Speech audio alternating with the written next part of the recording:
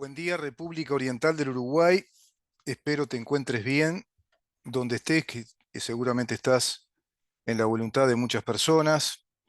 en la gente de bien, en los que estudian en serio, en los que consultan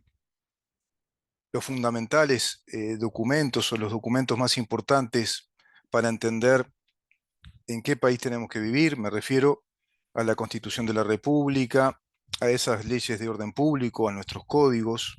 Código Civil, Código Penal, Código General del Proceso, a nuestros doctrinos,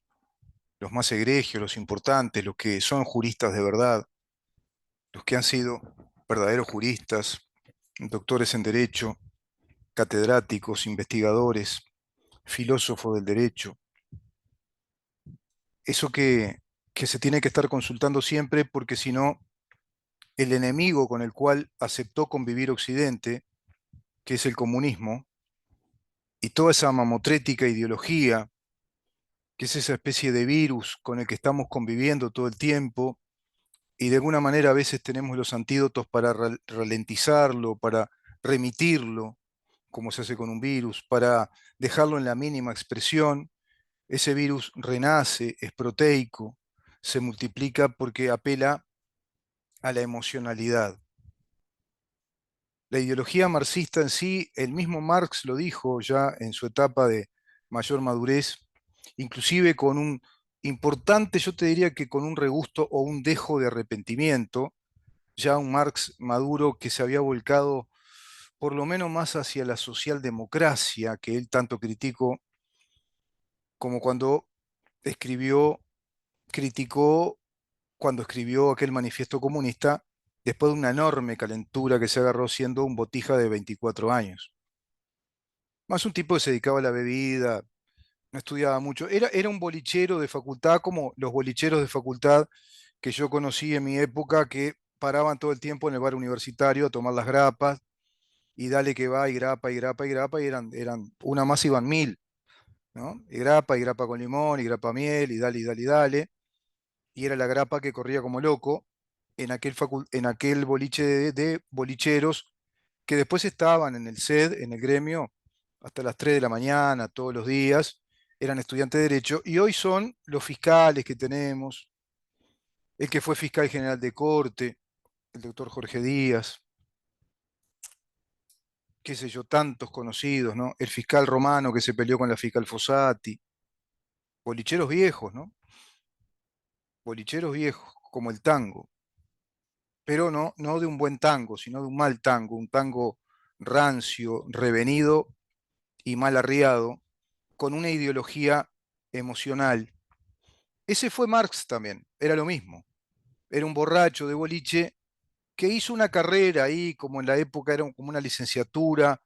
en filosofía, que era algo así como un conocimiento general de las ciencias y las ciencias sociales y las humanidades. Era una carrera prácticamente preliminar a las carreras en serio, que era, bueno, el derecho,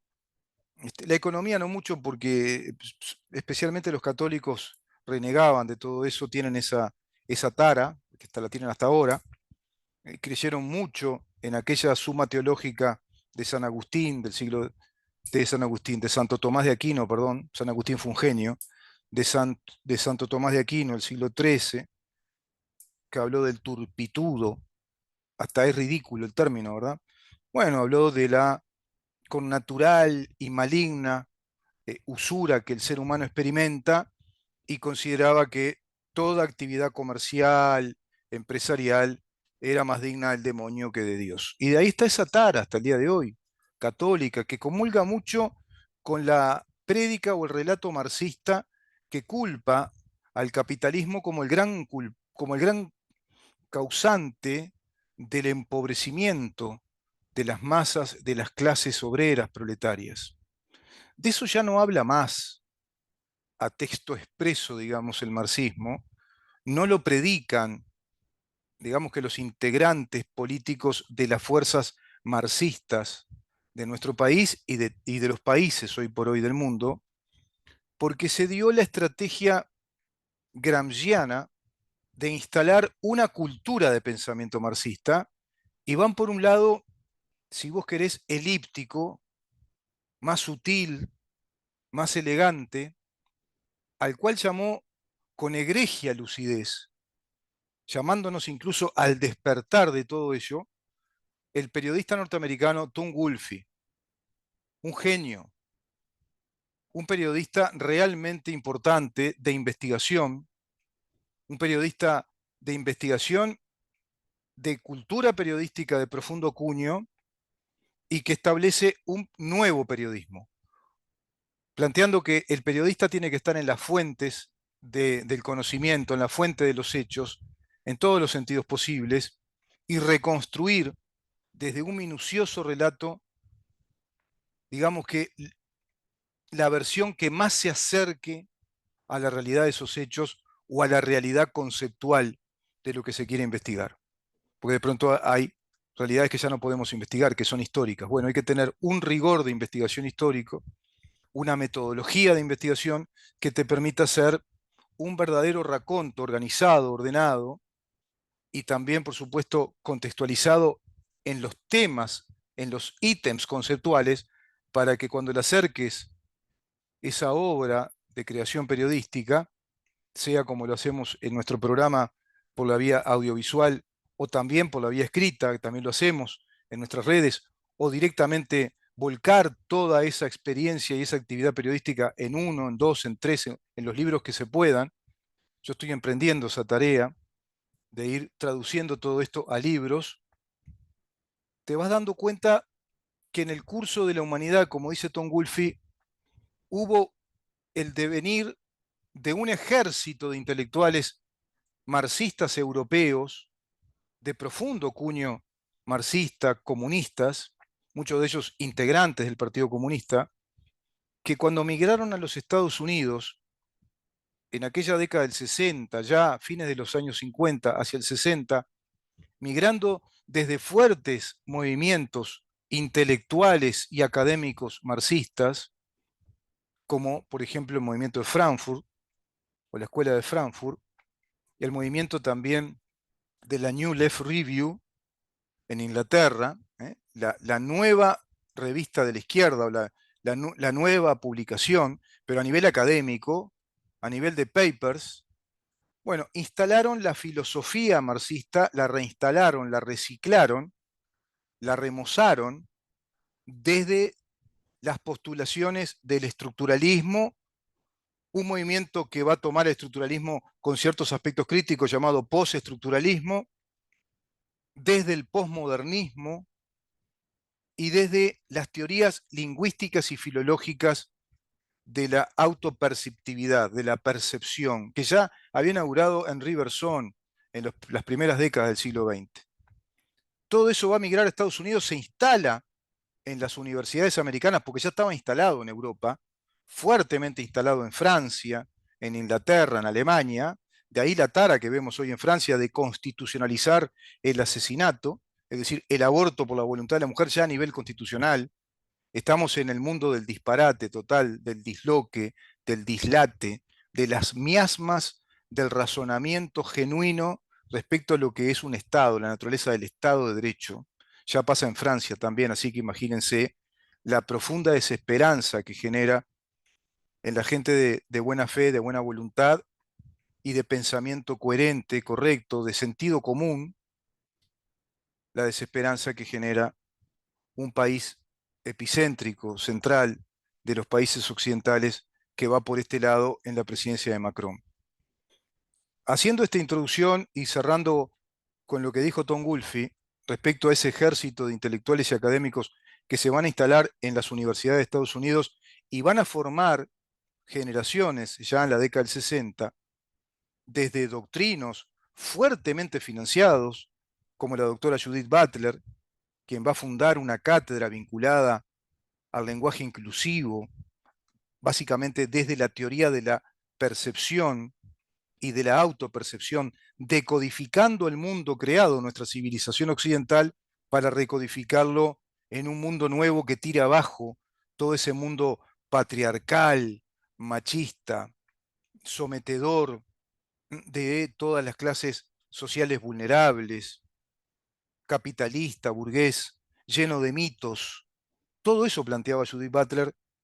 comunista, por supuesto, en su cátedra en la Universidad de Chicago, acompañada también por uno de los popes del momento, el doctor Stanley Fish, que seguía los preceptos del comunista Austin, también otro académico, filósofo académico de Inglaterra, de la Universidad de Essex, que postulaba todas las ideas postestructuralistas, interpretando la construcción de un mundo según Marx había propuesto, y especialmente utilizando las estrategias de Antonio Gramsci, es decir, la metodología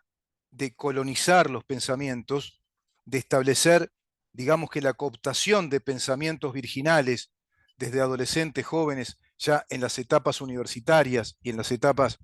fundamentalmente ya de preparatorios hacia la universidad, generaron entonces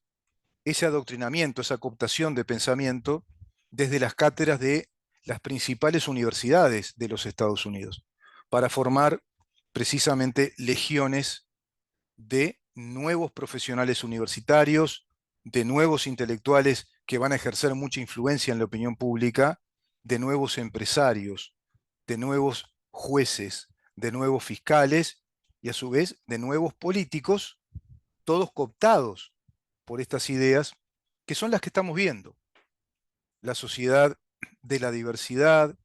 a su vez la sociedad de la diversidad planteándola como una sociedad de inclusión social, el lenguaje inclusivo que no logran imponerlo porque ya es tan disparatado, tan anticientífico, que no logran imponerlo, pero todo esto además cobijado fuertemente, patrocinado por el pope total, el referente de la lingüística y la filología norteamericana, como es también el comunista marxista Chomsky, Noam Chomsky. Tan lingüista, tan filólogo es que solo sabe 2 idiomas. Increíble, ¿no?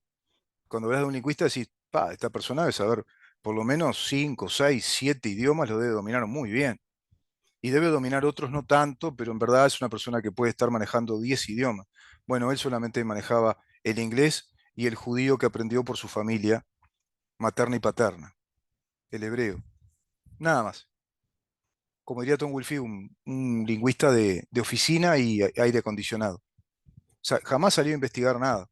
Todo era por lo que leía y lo que tenía en su biblioteca y componía teorías y teorías y formuló la teoría precisamente lingüística que siguió Judith Butler,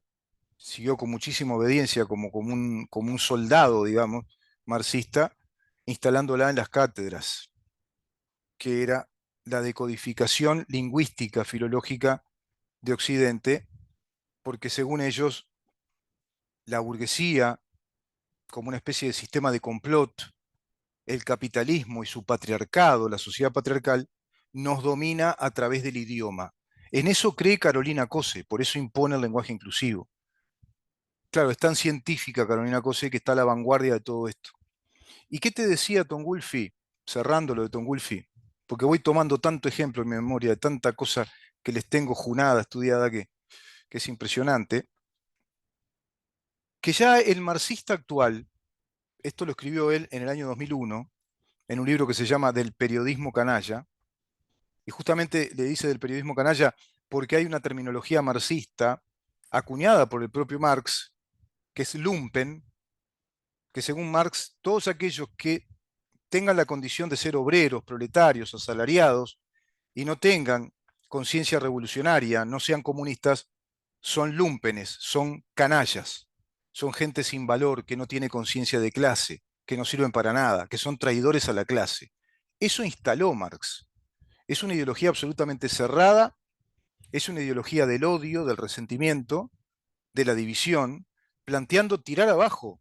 el mundo creado por Occidente para crear un mundo nuevo a través de la idea socialista hacia el comunismo.